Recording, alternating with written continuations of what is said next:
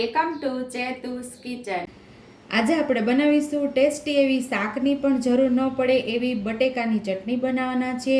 નાના બાળકોનું ટિફિન હોય કે મોટા બાળકોનું ટિફિન હોય, જેને શાક ન ખાવું હોય એને સરસ એવી ચટણી અને પરોઠા, ભાખરી કે પછી થેપલા સાથે કે પૂરી સાથે ખાઈ શકાય તેવી આ ચટણી બનાવવાના છે। આ ચટણી તમે ટ્રાવેલિંગમાં પણ લઈ જઈ શકો એવી ચટણી તૈયાર થશે। તો એના માટે આપણે અહીંયા બાફેલું બટેકું લીધું છે, એક લસણનો ગાંઠિયો ફોલી લીધો છે, મીઠા લીમડાની ડાળખી છે, અડધી ચમચી જેટલા આખા ધાણા, રેગ્યુલર મસાલિયામાંથી મીઠું, અને આજે 2 ચમચી જેટલું દહીં લીધું છે અને રેગ્યુલર મસાલિયાની અંદરથી મસાલાનો ઉપયોગ કરી અને ટેસ્ટી એવી આપણે ચટણી બનાવશું। તો પહેલાં આપણે લસણ અને બટેકાને ખાંડી લેવાનું છે।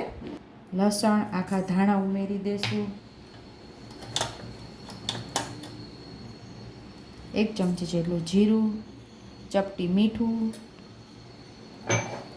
અને પહેલાં આપણે ખાંડી લઈશું।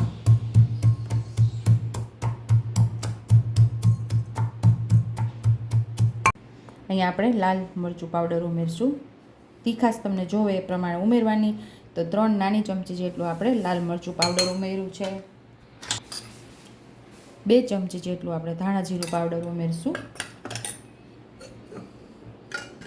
બટેકાને પણ સાથે ઉમેરી અને આપણે ખાંડી લેવાનું છે।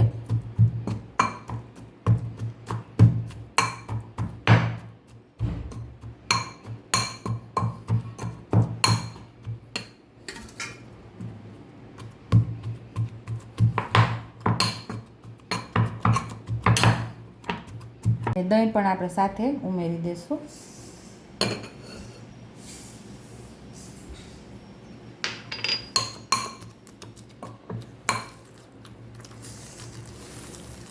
આપણી ચટણી રેડી થઈ ગઈ છે। હવે આપણે આ ચટણીનો વઘાર કરવાનો છે। તો વઘાર કરી લઈશું આપણે। ગેસ ચાલુ કરીને 1 નાના ચમચા જેટલું તેલ ઉમેરશું આપણે। આજે આપણે અહીંયા તેલનો ઉપયોગ કરીએ છીએ, માંડવીના તેલનો ઉપયોગ કરીએ છીએ। તમે આ જગ્યા ઉપર ઘી 2 ચમચી ઉમેરી અને એનો પણ વઘાર કરી શકો છો। ઘી અથવા તો તેલ તમારા ટેસ્ટ મુજબ તમે લઈ શકો છો।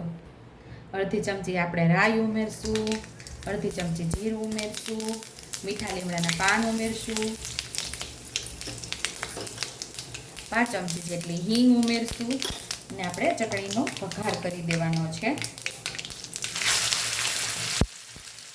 આ ચટણીને તમે બાળકોને જો પરાઠાની ઉપર તમે સ્ટફિંગ કરીને દેવાની હોય ટિફિનની અંદર, તો આવી રીતે ડ્રાય જ તમારે સાતળવાની છે। થોડી લિક્વિડી કરવી હોય તો અડધા ગ્લાસ જેટલું પાણી ઉમેરી અને આપણે એને સાતળી લેવાની છે। અત્યારે આપણે ગેસ સાવ ધીમો છે અને આની અંદર આપણે પાણી ઉમેરી દીધું છે અને સ્વાદ મુજબ આપણે મીઠું ઉમેરશું, ચપટી એટલી હળદર ઉમેરશું।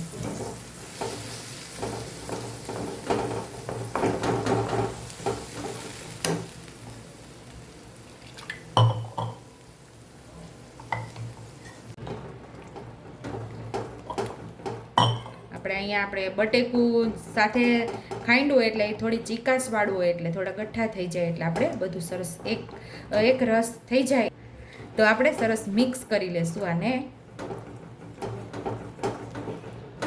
તો સરસ આપણી ચટણી એકદમ એક રસ થઈ ગઈ છે ને સરસ આપણી સતળાઈ પણ ગઈ છે। તો અહીંયા આપણી સુપર ટેસ્ટી એવી ચટણી તૈયાર થઈ ગઈ છે। નાના મોટા સૌને ભાવે એવી બટેકાની ચટણી તૈયાર છે। તમને શાકની પણ જરૂર નહીં પડે। તમે એકવાર જરૂર ટ્રાય કરજો અને મને કમેન્ટ બોક્સમાં કમેન્ટ કરજો કે આ બટેકાની ચટણીની રેસીપી તમને કેવી લાગી। તો હવે આપણે સર્વ કરી લઈશું। તો અહીં આપણી ચટણી રેડી થઈ ગઈ છે અને ઉપરથી લીલા ધાણાથી આપણે ગાર્નિશ કરી દઈશું। જો તમને મારી રેસીપી પસંદ આવી હોય તો મારી રેસીપીને લાઈક કરજો, શેર કરજો, સબસ્ક્રાઈબ કરજો, બેલ આઇકોનને દબાવતા ભૂલતા નહીં અને કમેન્ટ બોક્સમાં કમેન્ટ કરજો કે મારી રેસીપી કેવી લાગી। તો આવજો।